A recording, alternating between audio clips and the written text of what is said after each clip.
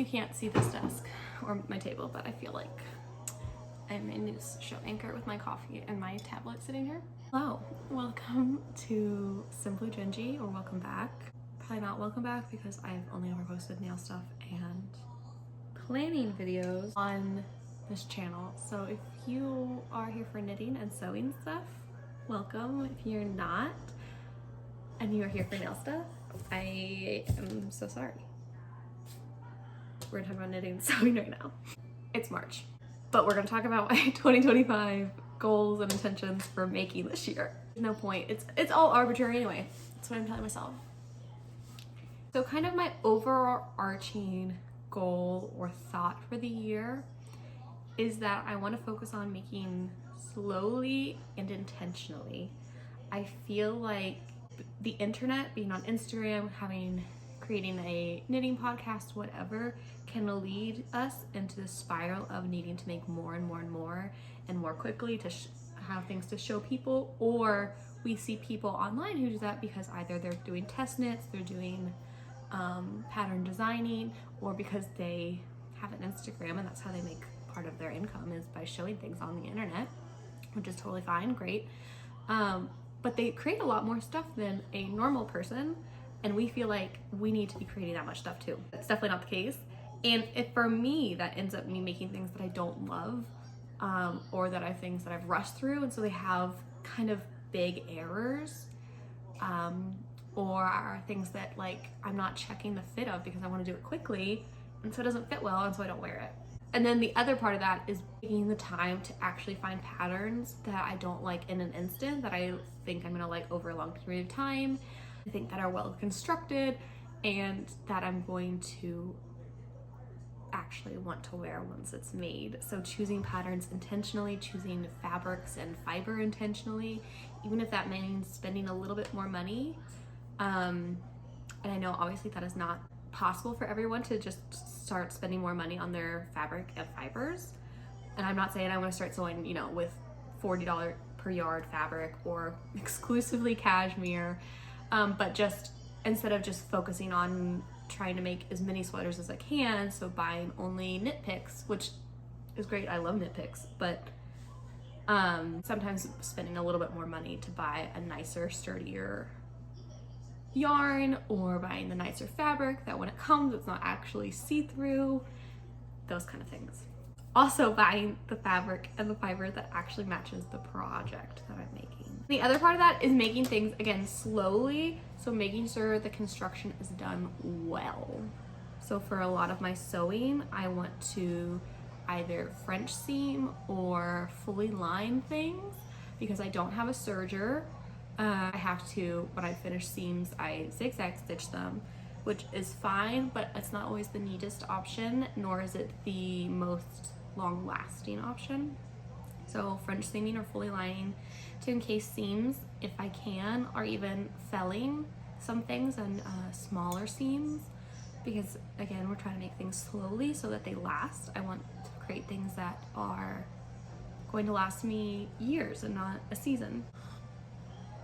Goals for the year is to make slowly and intentionally, to do things well the first time, or maybe the second time. I'm okay fixing mistakes, and to choose things with intention, and to choose things that are going to last years. With that thought in mind, I created a make 9. I think I only have 8, and it's not a specific make 9. I have several patterns for each thing that I want to make, because I'm kind of, part of the intentionality, right, is that I'm not going to just pick a thing and in 5 months be like, okay, that's the thing I picked 5 months ago, I guess I'm going to make it now. So I have general ideas and then some examples that right now I'm interested in. We'll see when I get to making those things. So the first thing I want to make, or the first thing on this list, because I'm currently making some stuff, is a fancy dress for a wedding. My sister-in-law is getting married in July, so it's gonna be hot, it's gonna be outdoors. Most of the wedding is outdoors. So I would like to sew my own dress. So it's hard sometimes to buy things for events because the kind of fancy clothes are not really my style. So that's why I wanna make something. My track record for making clothes for events is 0 for 1. So I do want to start this sooner rather than later so that I have time to fix my mistake or buy something. But so the ideas that I have right now are the bubble frock by Lydia Naomi. I think that this could be really, really cute, both to be wearable kind of every day, as well as could be dressed up to feel fancier. I would definitely make the long version, and I would not do the scallops just because the scallops I think are really cute, but I don't think that they're me long term. And for all these, I think that I would knit. So these all in linen. I'm thinking like a greeny color, something lighter than this, something like more summery than this, or kind of a yellow LOL. Something kind of, you know, like a mustard kind of earthy, like turmeric-y kind of yellow. Both colors that I think I could get a lot of use out of, but also I feel like are kind of appropriate for a wedding. I would love to do one in red or a bright pink even, but I don't necessarily want to show up to a wedding in red. I would love to do one in like beige or even white, but obviously not for the wedding. The other thought I have is the tutorial that Rosary Apparel put out of the rectangle cinched dress. This I think is cute. I don't know if it necessarily will come off fancy enough for the wedding. Again, the wedding is in the summer. It's outdoors for the most part. It's gonna be hot, so I don't think that anyone is gonna be like super dressed up. I know my sister-in-law is a fairly casual person, so I don't think she's planning on having a super fancy wedding. So I think that this could work depending on the fabric, but it might also, depending on the fabric and depending on, I think, accessories and stuff. And then either the Clara or the Eleonora dress by Silver Sage Designs. If I did the Clara, I would probably shorten the sleeves though. I would not do these full length sleeves. And then the Eleonora, I would do, I think shorter sleeves. I think I would kind of do like here, maybe. I think that the tank top is too casual looking, but I don't necessarily want full sleeves. So that's kind of, I think, the lower of the list. I think the number one choice right now is the bubble frock. One, I think that I could get the most wear every day out of that, and I think I could make it look the most fancy for this. Second kind of category for making is cables. I would like to knit something cabled this year. I would like to knit something cabled this year.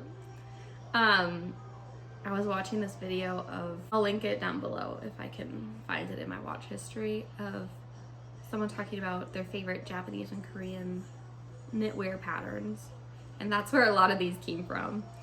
I guess Japanese and Korean knitwear designers really like cables. So I had not had the intention of knitting something cabled, and then I was watching this video with all these beautiful cable patterns, and I was like, wow, I want one of those.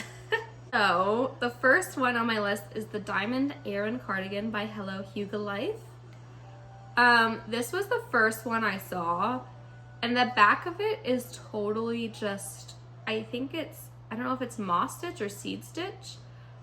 So honestly, I feel like this one's kind of lower on my list. Also, this one is it's heavier weight. It's definitely more like a jacket than cardigan. So I think this one is made lower on my list. And just to be clear, in case it was not clear, my like make 9 thing is cables. I want to knit something with cables. I'm going to show you all these because these are things that I'm thinking about knitting for cables. These are not all things that I plan or even hope to knit this year. The next thought that I had is the Baguette sweater by Sumin Kim. And I think this one is really cute. I kind of want a cardigan though. I don't know about that. I do really like this one. I think if I knit a sweater, I would knit this one, like a cabled sweater. And then we have the Borum cardigan by Knitter Soul. This is similar to the Diamond Aran cardigan. Actually, they're very similar. I think this one is definitely like a little bit lighter weight, and the back is cabled as well. I love that I'm like, I've never knit cables, but I don't want to knit a back that's not cabled. Honestly though, do I really want to knit a back panel entirely in cedar moss stitch? No, that would drive me insane. And then the next one I have is I think it's the Sibilla cardigan by Cookie the Knitter. I'll have the the name on the screen. I hand wrote these and then I copied them from something else into this, so who knows what they actually said. This one I think is so very, very cute and sweet, and I think it looks so good with jeans. I especially love the red color. I will talk about that a little bit later, because that's another one of my kind of goals. This might kind of check off a different box. A vest taipei by Mochi Knits. I think this is really cute. I think in the end, I would not actually wear this though. So in the scheme of, or in the thought of like the intentionally picking patterns, I probably will not knit this one, but I do think this is really beautiful. Then we have Twist Loop Top by Other Loops. I think this one is really, really nice. This could be like a really good first cable project also, because it's kind of just like that one. Or I'm Jokki Too by Julia Park is obviously more than one cable or twist, but it is the same pattern all over it. And I think that's really, really cute as well. I think that one is pretty high on my list. So I think that the two like tank tops and then the, okay, I'm about to name like all of them. The Baguette sweater, the Borum cardigan, and the Sibilla cardigan are kind of my, like if I had to pick one to do right now, I would do the I'm Jokki Too. But the Baguette sweater is super cute. I think I'm kind of, it's March again, so I'm kind of like already trying to think about not knitting sweaters. Because if I tried to cast on a sweater right now, I would not be done in time to wear it. Moving on. I want to knit like an everyday, I just say, I don't want to cast on a sweater, me. Oh, of course, this is for the year. This is not like for the month. This is not for next week. This is for the year. I want to knit like an everyday sweater. Kind of just like a throw on sweatshirty kind of sweater. But it still looks nice. That isn't too sweatshirty. So the first one is the Need More sweater by Namhee Myung. This name, again, I'll have it written. This one, I could not read my handwriting, so that might not be anywhere close to their name. This is just, again, like a really simple sweater. It is a raglan sleeve, but they do this, it's a curved raglan, which just, again, makes it a little bit special, a little bit cute. And this could just be a really nice, easy sweater. Also the Chunky Mood sweater by Blue Squirrel Yume is a little bit, like it says, chunky. It's like a brioche or fisherman's rib or something, you know, in that realm. So it's gonna be nice and squishy. I think this would be really good over stuff. I love, like, I mean, it's similar to this, right? I don't know what this technically is. This is from Target. And then two by Kutavakika Veronica. I can't think what her last name is. The Late Checkout sweater, which I think is new. Again, just a really easy throw on sweater. The only thing I don't love about this, part of her design, part of her like once was a looser fitting neckline.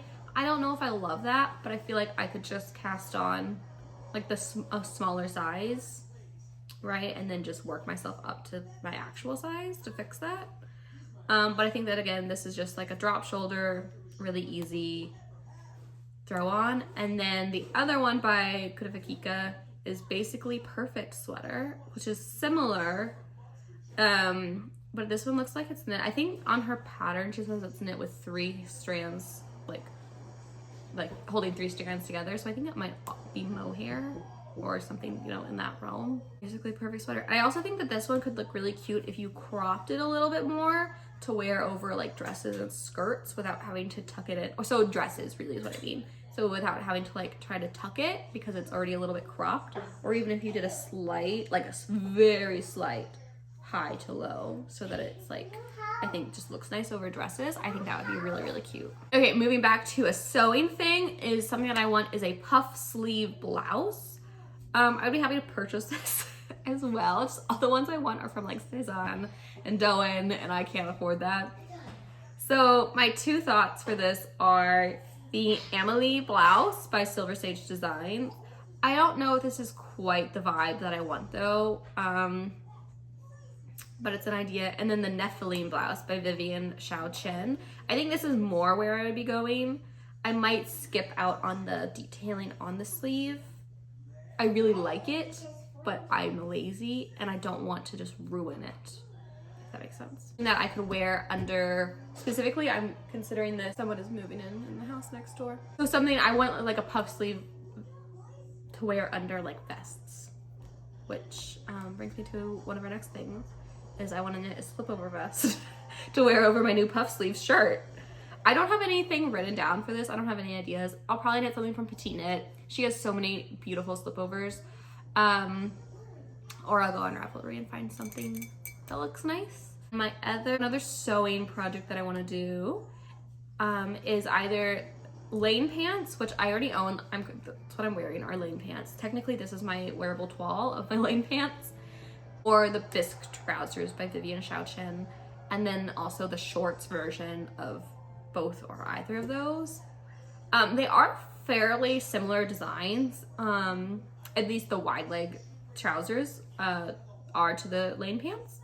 But the Bisque trousers have this really nice like pleat down the front that I think just, again, kind of elevates them, makes them a little bit more special. So I might try those out. I definitely do want to make some more lane pants this year. I actually have fabric cut out for a pair of lane pants that I just haven't sewn yet. So I will be making another pair.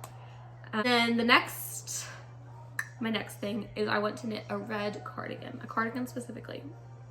So that was like I was talking about with the Sibilla cardigan. I just think that this one looks so cute in red that I was like, yeah, this might just be the one that I knit in red.